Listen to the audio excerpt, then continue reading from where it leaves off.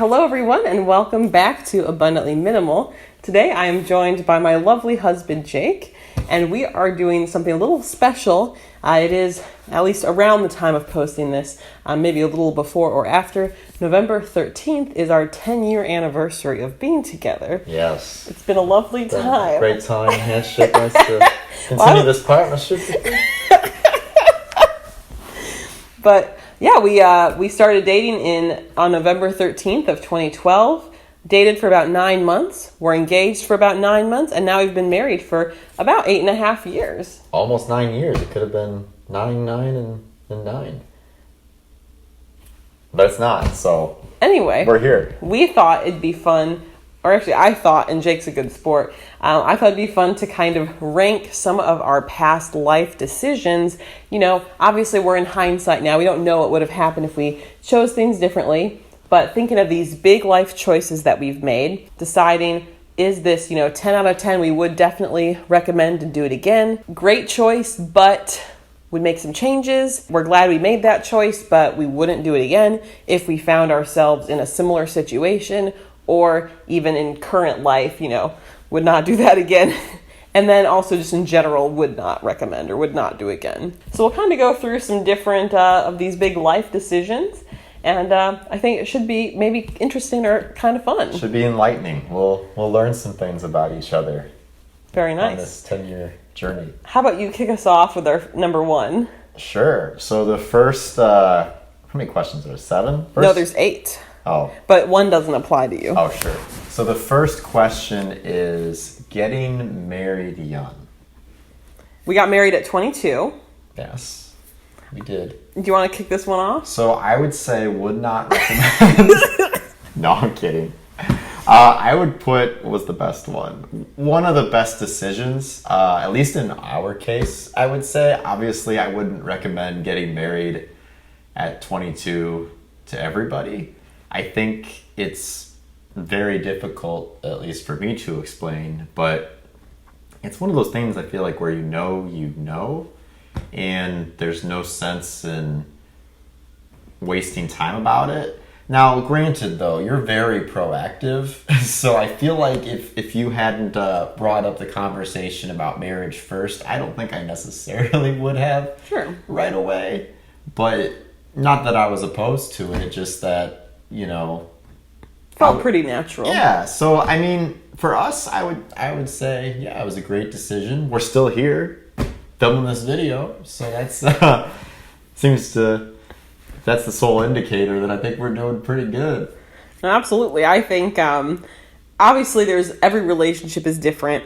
Every relationship has different dynamics that maybe make this more of a good decision or more of a bad decision, especially, factoring in a lot of different things. For us, I think it was very natural. I mean, we very early on knew that we wanted to be together long term. We kept within the first month of us dating, when we'd be signing off from a conversation or leaving each other, be like, I just want to spend a really long time with you.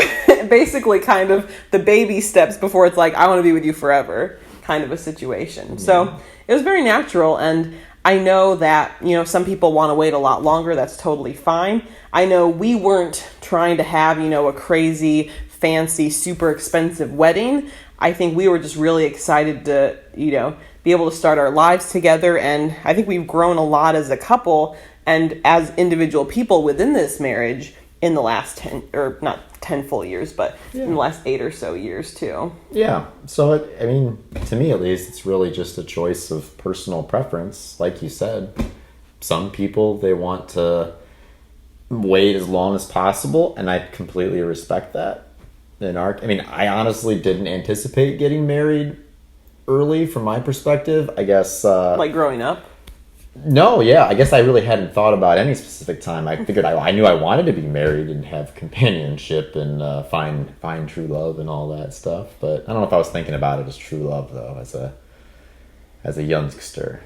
I'm still kind of a youngster though, but that's besides the point. Yes. Well, I think also too, you want to make sure you're doing any of these things for the right reasons and not because someone else or social pressures pressures within a family, pressures from a religion, or we don't want you to feel like your choice is being made by other people, So feel empowered about your choice to get married if that's what you want, and if it's not what you want, feeling empowered about that choice too. Yes. Don't do it for the clout.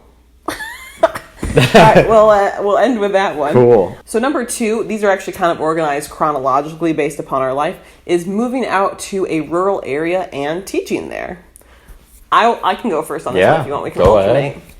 So for this one, I would say this was a choice that worked out for us. It was a good choice, but I would not do it again. I think for us when we were starting out, we had never had like a full-time career job before. We didn't really have any money to start.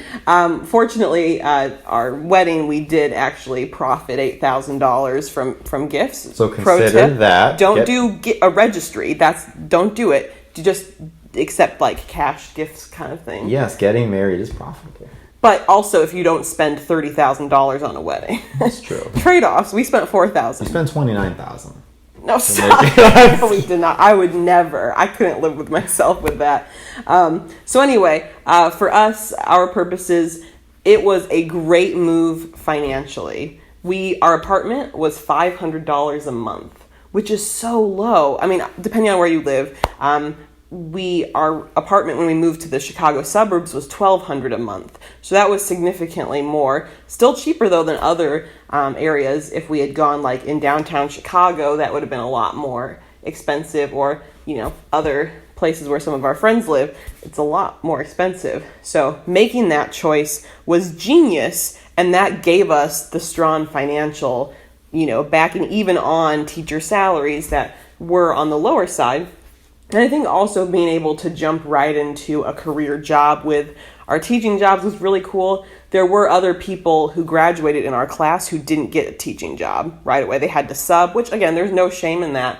Or some of them were not able to get a job for multiple years, like what they were looking for. And so at that point, obviously we weren't in like a labor shortage, but it was a really strategic choice to be able to get that experience, to be able to have that teaching practice. And I did find a lot of joy in the school where I taught at too. And I think it created it helped me develop my skills for lesson planning and coming up with different ideas, which I use and I need for our job now. So for me, it was a great choice, but I don't think I'd do it again in terms of moving away from friends and family, being in an area with fewer amenities or less access to cool stuff and cool programs, I think. And yeah, I just feel like that was a good choice for the past, but not really, I wouldn't ever do it again. Yeah. And one thing I would say is we were very privileged and fortunate to be able to make the choice to up and move somewhere completely different, to find those opportunities for teaching jobs. I know that's not necessarily an option for everybody, so no matter what the price ranges are. But yeah, I personally, if I had the choice, knowing what I know now, I wouldn't do it again either. I agree with you on that. Like you mentioned, the friends and family piece, I think feeling isolated. And again, I met some cool people, my first job where I worked at too, but it just wasn't, I think moving somewhere, when you have the option, I guess, moving somewhere specifically for a job, but that's the primary reason. Obviously, a lot of people do move to a particular place because of the job and for that reason, but it just wasn't the best fit in the world. Again, met some cool people when I was there, some experiences that I wouldn't have had otherwise, but I think we were out there for 3 years, I think, and yeah, it just wasn't the most natural fit. So, worked out, but not something that I would seek to replicate in another life. Yes. I'm trying to think if this is the present day we're talking about this, or hypothetical going back in the past. Time is fluid, yes. Perfect. Do you want to read the next one? Okay, so the next one would be go back and get our master's degrees again. In teaching. In teaching, yes. Do you want to take this one first? I'm curious about your answer. Oh, sure. Yeah, I would get my master's degree in biochemistry. No, I'm kidding. No. I did have my answer for this. So I think for me, it'd be a great choice, but would make some changes on this one. That's me too. Yeah, so I guess for context, within... I'm trying to think about this. You got your master's degree, or you started it. It was like 3 years? Before yours? 3 years after we got married, I think. Yeah, I think I started mine in 2017. 2017, and I started mine a couple years later. Actually, no, I started in 2016. Okay. Yeah, the fall of 2016. So then I started 3 years later in 2019. Luckily, the program was... Well, both of our programs were all online. Mine, bled through the start of the pandemic, so there were some pros and cons to that, but I think that was something that I always wanted to... Well, I shouldn't say always wanted to do. I just kind of knew as a teacher, if I was going into that profession, I was gonna have to get a master's degree to make a little bit more money, because let's face it, again, based on what part of the country you are or what part of the world you are, teachers make more and are treated better than in other states and or countries, depending on where you live. But I think I didn't necessarily go into mine with this is really what I want to necessarily do. I am proud of myself that I had really thought about at the time, but I thought the options that I had and picked the option that I felt was most aligned to my interests. I never ended up actually using it because I ended up completing it, I guess, my last year of teaching at the point of recording this video. So didn't really use it. I'm glad I have it if I ever do want to go back to the classroom, because that gives me, I hope, at least one more of those prerequisites that schools might be looking for. But again, though, at least at the time of recording this, labor shortage, teacher shortage, who really knows? But I don't know how to explain, though, would I do it again. I think I wish I would have done it earlier, if that makes sense. That's my answer as well. I think that I waited a little bit too long because I wasn't confident in myself. But then on the other hand, though, I think I needed that time to decide, is this something I want to do, as a career before I go into this? So I don't know. I feel like I want to change something, but I don't know what it is. I think it worked out the way it sort of needed to for me.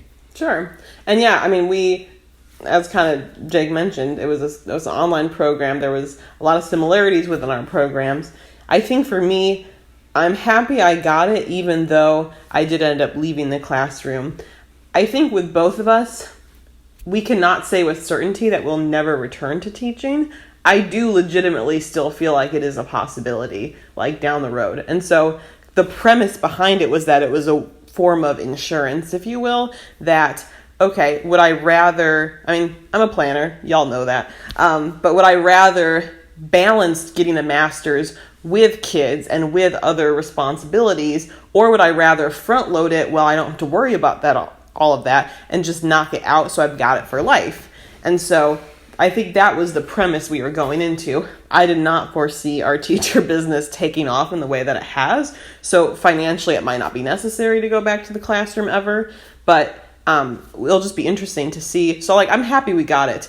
I guess in terms of why I would want it a little sooner, when you get your master's degree, every school is different, but you start getting payments, your salary goes up right away, or at least within, 6 months or whatever of getting that degree. And so we earned back about 1/4 to 1/3 of the money spent to get these degrees.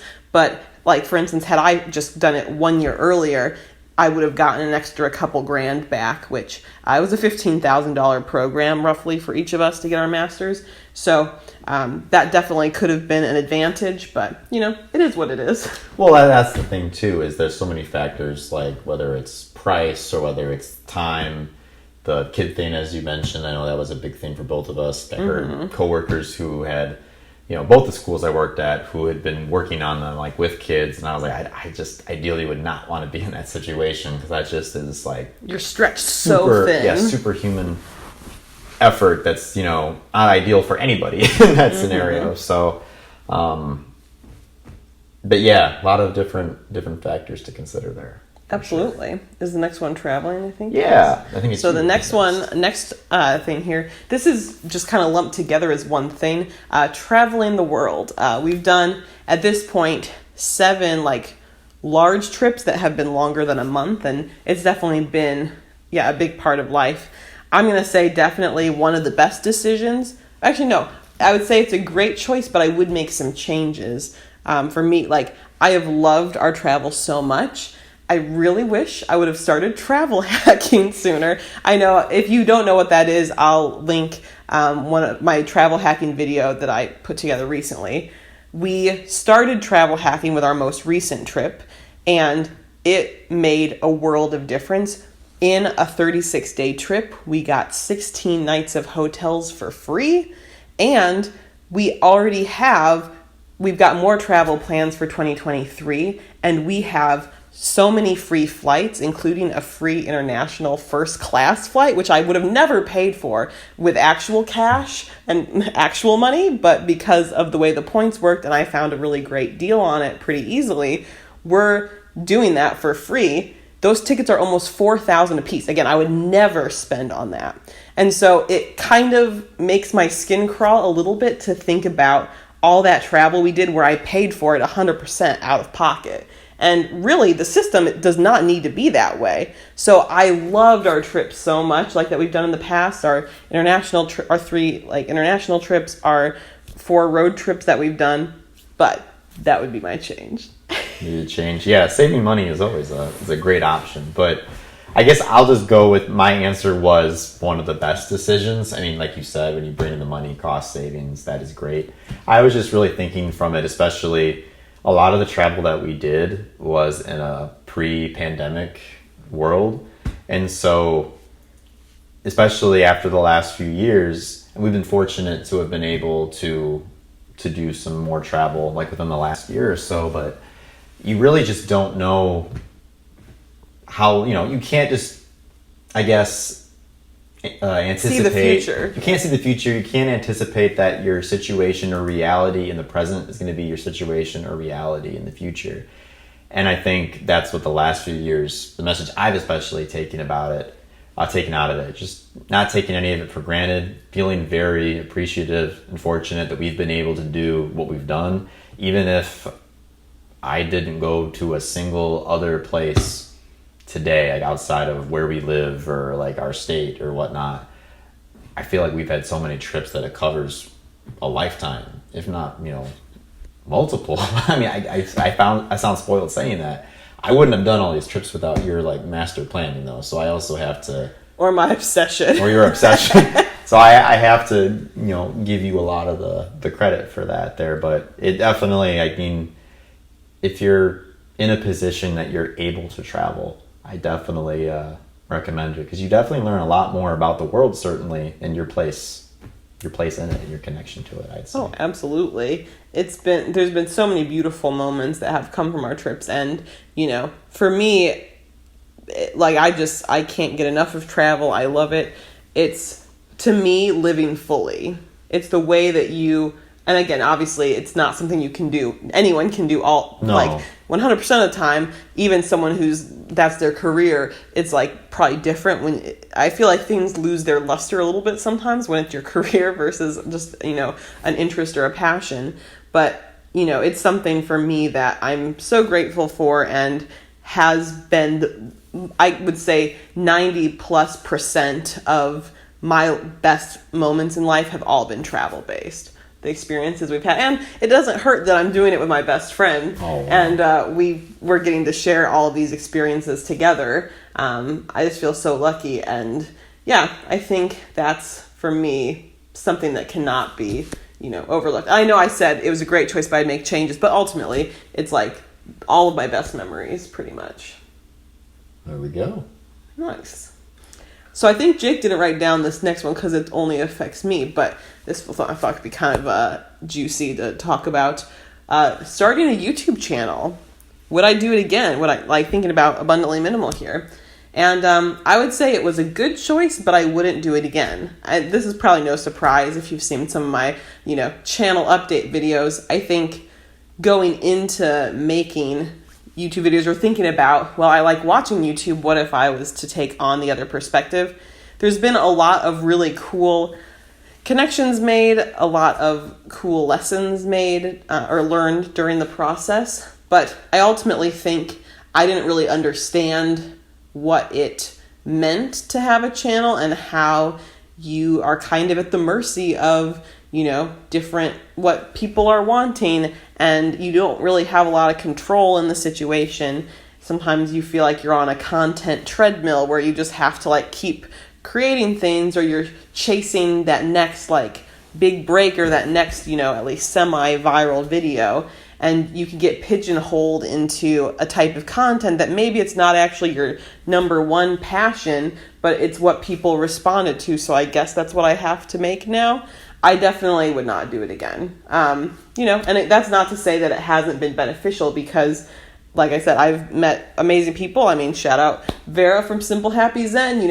I consider us best friends. And it was so fun to get to meet up, last summer, or being able to, I think, thinking of what could have been, which never happened, but what could have been with this was what led me to feel comfortable leaving my teaching job. And the side effect was I needed to leave that job to be able to grow the teacher business and give it real effort. So it all works out, but definitely would not start a YouTube channel again. Do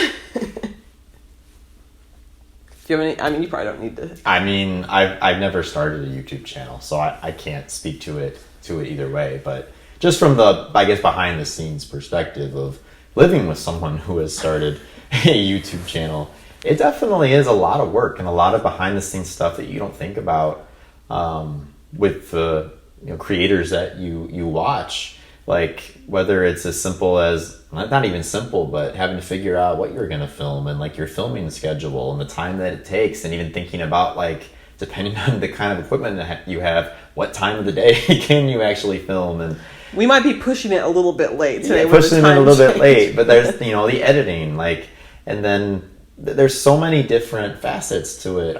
That's just a scratching the surface, just as a outside observer, I guess. That, I mean, you definitely put in a lot of work to be here, and all the creative, especially in the past. So not so much at this point, which is probably for the best. Sure. Nice. Well, that's my 2 cents. Nice. Do you want to read the next one? Yeah. So the next question is buying a condo. Buying a condo. I would say that it is one of the best decisions, in my opinion, just because really we couldn't afford anything. That's not true. Well, let me reverse it. We couldn't comfortably afford anything. No? Okay. So just scratch all of what I just said. Well, I know what you mean. Oh. The thing is, mortgage lenders will give you a lot more money than you expect. So when we bought this place for $161,000, we were granted to buy properties over $300,000. However, while we could have made that work, it would have been a not so great decision in the long run, because you're going to pay so much interest and it's going to take you way longer to pay it off. So that's in my opinion. Yeah. You can technically afford it, but you can't truly afford it if you're taking on all that extra. I don't know. I guess a difference of opinion. I'm not maybe speaking my mind clearly enough here. I think it was the best move for what we comfortably were willing to be able to pay, or that we wanted to pay. That condos for our particular area were what was available. And again, just recognizing our privilege in this, and that we were able to afford and get what we did for the price that we did. Obviously, depending on where you live, it might be different in terms of what you can get at a certain price point. But we've been here for 4 years-ish now. Almost 4 years. A lot of good memories here. It's been really comfortable, really nice. It's been good to actually, I think the big thing, at least for me, not having had, at least up to this point, maybe the maturity to take care of a yard has been nice as far as not doing that kind of yard work. So that's been an extra benefit. The condo kind of is a good way, that middle ground between, okay, it's still kind of like an apartment. There are certain things that, in our case, like our homeowners association will do that you don't have to worry about, such as like building structure things. But you also do get more independence with how you want to, I mean, not like design the physical space per se, but what color do I paint the wall? I know you can paint things in some apartments, but then you have to repaint over it. What am I gonna hang up? What kind of stuff am I gonna, We redid our bathroom. Deck it out, yeah. Be able to like redo something. I guess that kind of goes against what I said about not being able to redo something else.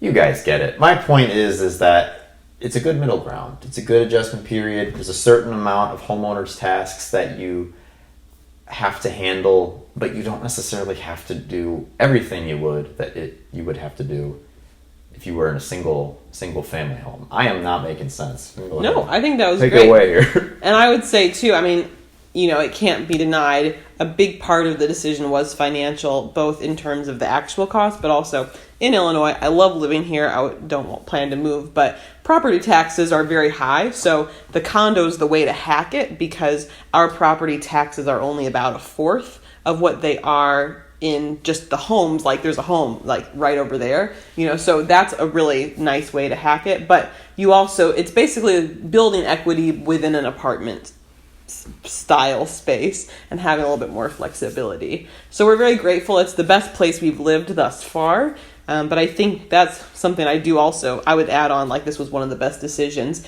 I think gradual upgrades to a place of residence is really important, rather than, we've seen people who go for like the luxury apartment or like really fancy, like early steps. And that's cool. If that's what you want to do, that's fine. My gut is that it would probably be tough to like downgrade and then live somewhere worse later when you've had that luxury experience. I don't know if anyone can attest to that in like the comments, but we've gradually improved our place of living each time. That place in like a more rural area where we were paying $500 a month for rent, that was awesome financially. But that place kind of sucked. I mean, it was by far the worst place we've lived. You get what you pay for. So, like, I mean, yeah. It was a roof over our heads. It was a place to sleep at night. It was space. It had space. I mean, there was a lot of good things about it, but it was also, the building was like, even at that time, about like 100 years old. 100 years old or close Not to it. Properly maintained in some ways. Yeah.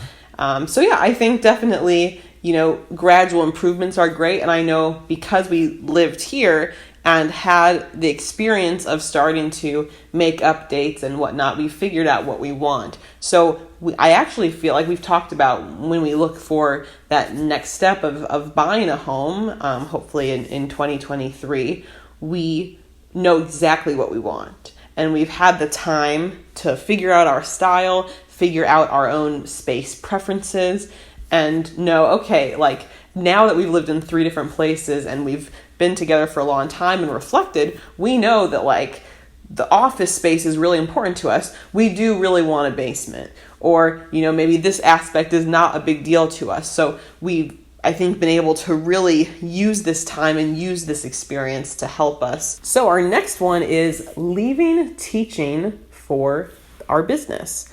This one, I guess I'll go first since I did that. I left in 2019 and Jake then left in 2021. Mm-hmm. So just to go chronological, I was a little bit misguided, I think, when I first made the decision, because I thought abundantly minimal was going to be like my golden ticket. I was convinced that was going to be what worked. And I had some little glimmers of ideas of what that I thought it was going to be successful. Of course, success is relevant or relative.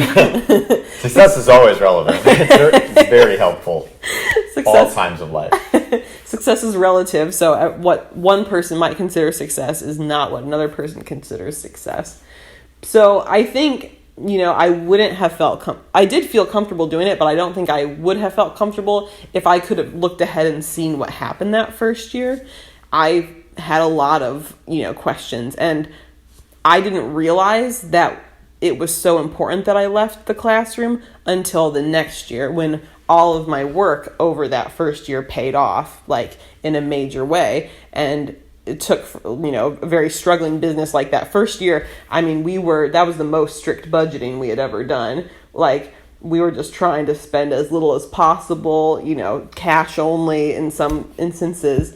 So it was not my favorite time. I didn't even tell this to people up front, but like, there was a big family gathering, and I think I made up another excuse of why we weren't going, but it was because we couldn't afford the plane ticket to go see them. So it definitely was a tougher time, but then it was crazy to see the payoff the next year, making 6 times the amount of money per month that we were the year before, and being able to completely replicate what Jake and I were making when we were teachers. That was like, whoa, a big light bulb moment, and I no longer regretted my choice. So I would say, for me, it was one of the best decisions. Could I have made some little changes? Yes, but this life now is just perfect. I love spending time with Jake. We are best friends, and obviously some people need more alone time. Honestly, you'd think we would be kind of tired of each other in some context, because we've been together for a long time and we are with each other basically all day. But I just love it. I wouldn't change it. I would not recommend. I'm kidding.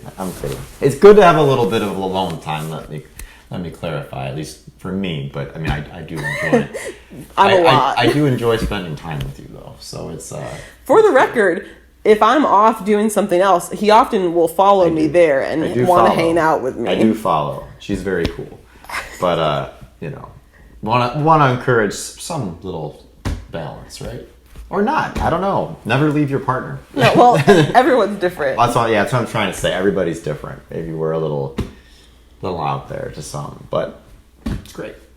For me, are you done? Yes. Okay.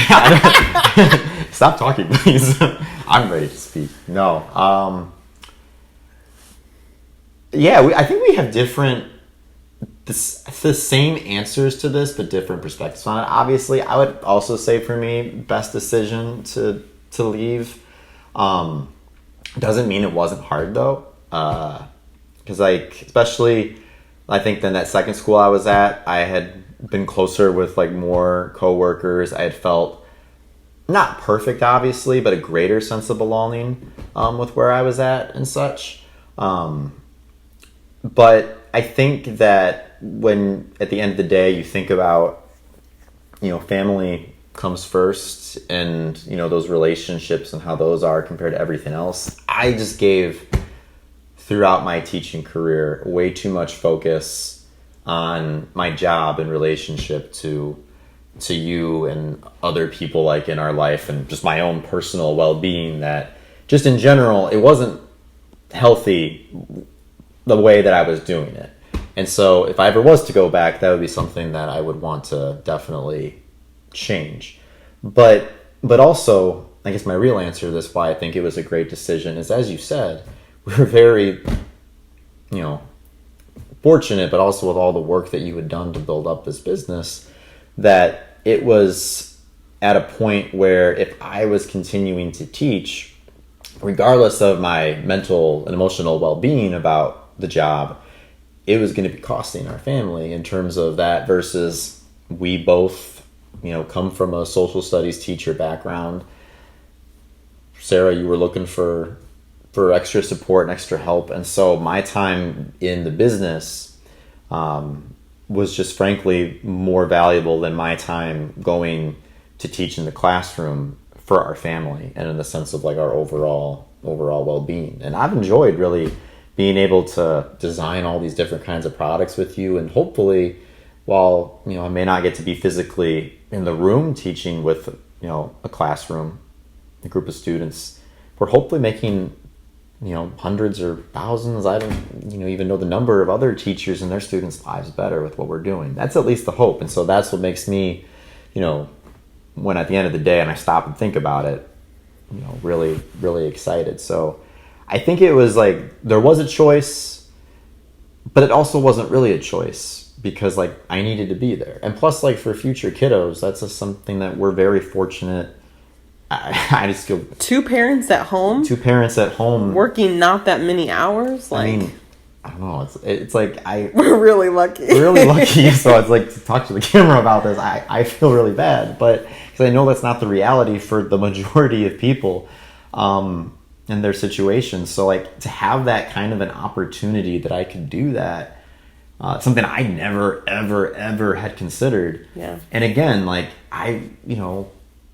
obviously pros and cons certainly. Like I enjoyed overall teaching. I don't want to leave out the parts that are were not so great, but I guess at the end of the day, like to raise, like essentially not raise someone else's kids, but to be taking care of somebody else's kids, as great as many of those kids are, to sacrifice your own time with your own kid, if you have the ability to be there, it just didn't sit right with either of us, I think. And you really helped me see that as I like stopped and thought about, like, oh yeah, like I want to be there for my own child or children's every little step, because not everybody gets to do that. So that's my long-winded answer to the question, but yeah, that's where I'm coming from. More so those kinds of opportunities in terms of like our family, which is like makes it a my place needs to be here. Love that. Yeah, that's a good, and I guess it's actually a good segue into the last point we have here, which maybe is also another little more juicy one, maybe. Oh boy. Well, I don't know. Waiting to have kids. For a little context, we did go through a period of time where we were trying to have kids, but then with the pandemic and especially then once I knew Jake was going to be home with me here and we were working on this business, and turns out we were having like the most fun ever. We were like, oh, let's push it back when we're going to start trying again. Fast forward now, it's been 2 years of us kind of, postponing that process. What would you say is your ranking for waiting to have kids? Oh, you are throwing me here. I went back and forth on this. I think for me, I would probably go with the great choice, but would make some changes. I'd love to hear it. Yeah. Well, yeah. I don't know. I'm thinking of like the scale, like strongly agree, disagree, strongly disagree. I know this is not exactly transferring into that. It's like on the one hand, I mean, we've talked about it. For me, speaking my perspective, I'm excited about having kids. But on the other hand, I'm also terrified of being a parent. So like, there's so much responsibility, obviously, that someone who doesn't have that firsthand experience, but hearing from whether it's our own parents about us or friends, other family, people we've worked with, like when you're traveling and there's screaming children, and you're like, I don't know, do I want this for myself for a number of years? Yeah, I think having this opportunity that we're really lucky to have, it's hard, at least from my perspective, to, you don't want to, I don't want to say waste it per se, because it wouldn't be a waste if we wanted to go in and have kids, because there's a whole bunch of like opportunities and wonderful things that come of that. And joy and meaning. That we're, if we're talking about, choices we are missing out on right now, right? With any choice you make, there's stuff you're taking, there's stuff that you're giving up. And so, but I think just this opportunity to have more of this freedom that we have, whether it's from like the traditional working schedule, whether it's, I guess you could say, financial freedom and such, and to be able to do some of these other things that we've wanted to do, that would maybe be a little bit more challenging if there were little ones right now. Or honestly impossible. Yeah, I want to be careful how I say this, because if we have kids in the future and they look back and see this, I don't want them to be like... Well, you can't bring a baby to Antarctica. No, you can't. You can't. You can't be pregnant going to Antarctica. No, it would not recommend for that. 1 star. That would not be good for anybody involved in that scenario. You, the child, or even allowed. The other people, or even allowed. But even if you could, I'm just saying it would probably not be advised. I feel confident enough to say that. So, what would you say though to this? I like that. I mean, I hate to sound heartless in this sense, but I would say it's one of the best decisions, but I didn't even realize it, I would say. I love everything you said, and of course it's a trade-off. If we actually had, a child or two now, I'm sure I would say that having them was one of the best decisions, and I'm sure at whatever point I will say that. But, since it didn't work out for us when we first tried for a period of time, and then also just seeing how much our lives have changed, I'm so thankful. And I think it goes into just, everything's a trade-off, like you said. And something that we've talked about now, as we've kind of discussed at length, like, is now the right time? Is it worth it to, postpone? For me, it's not about fear or being ready. I think, when the time comes, I'm going to step up fully and, live my best life under that context of being a mom. I think I'm going to be a good mom. I'm ready to learn. And, I'm excited for that. But I also know there's when you factor in the years, I'm 31 now. I just turned 31. You're 30. For some people that feels old. I actually feel super young. I feel vibrant. I'm feeling healthy and I'm having fun. Life is good. And so for me, I don't necessarily think, oh my gosh, my time's running out. I think it also is who you surround yourself with. And so just in August, my first friend out of any friend I have had their first child. I don't have other people in my life or who I consider close friends who have kids. So I'm not exposed to that. I'm not necessarily following along on people's journeys who are moms. There's a lot of people in recent times who are starting to get pregnant and whatnot. Not in my personal life, but in social media life. I feel I follow a decent number of people in their mid-30s. And so for me, it's just not something that I've necessarily seen or I'm surrounded by. And I'm thinking, oh yeah, I want that life. There are some people who we've interacted with who have kids where I'm ooh, that's not a great situation, in different ways. But I think it's also the trade-offs, we were talking about it, and it's a quality of life thing, taking one extra year, in different increments, to wait on having kids versus having kids now. Yes, you have the kid 1 year sooner so that you're able to enjoy one more year life with them, sooner, or what meaningful positive change of getting your life together can happen. And for us, the results are staggering with the work that we're able to do and then the long-term effects of that. Literally, had we had a kid 2 years sooner, I don't think he'd ever be able to financially be home. But that 1 or 2 years difference, I don't think we would ever have to go back to work. Yeah. And that's life-changing stuff. That's crazy. So I think I'm so grateful it didn't work out, as we initially thought, because our lives would look completely different. So, yeah. I don't know. Again, it's all based upon situational factors, but so grateful. There we go. Well, thank you.